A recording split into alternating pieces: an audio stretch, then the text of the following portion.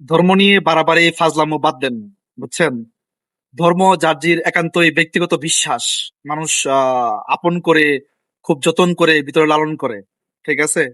এটা নিয়ে ডিবেটের কিছু নাই, এটা নিয়ে তর্ক বিতর্কের কিছু নাই। হ্যাঁ, ধর্মের ধর্মের নামে যেগুলো কুসংস্কার, ধর্মের নামে মানুষের প্রতি যে অন্যায় অবিচার, এগুলো নিয়ে আপনি কথা বলতেই পারেন। সেটা আপনার ব্যক্তিগত দায়িত্ব বোধ থেকে আপনি করতে পারেন। তার মানে এই না যে ধর্মকে নিয়ে আপনি যা ইচ্ছে তাই বলবেন, ধর্ম নিয়ে ফাজলামো করবেন। ধর্ম নিয়ে ফাজলামো করা কোনো বিষয় না। ধর্ম নিয়ে কটূক্তি করা, ধর্ম নিয়ে মানুষকে মানুষের বিশ্বাসে আঘাত করা, এগুলা কোনো মানে বিষয়ের মধ্যে পড়ে না।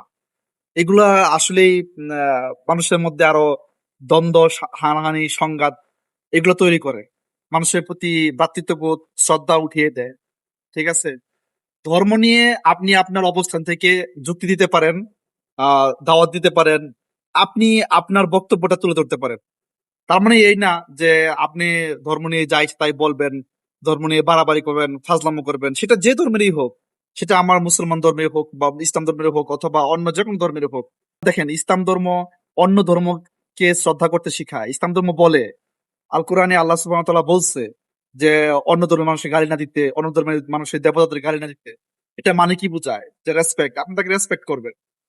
ইভেন ইসলাম ধর্ম নিয়ে যা ইচ্ছে তাই আপনি বলতেছেন, হ্যাঁ, অথবা আমাদের ধর্মের মধ্যে যারা ইসলামিক স্কলার আছে, মাযহাবের নামে যা ইচ্ছে তাই তারা সারাদিন আলোচনা করতেছে, এগুলা হচ্ছে মানে ধান মানতে শিবের গীত। ঠিক আছে? এগুলার মানে বাস্তব জীবনে কোনো প্র্যাকটিক্যাল না।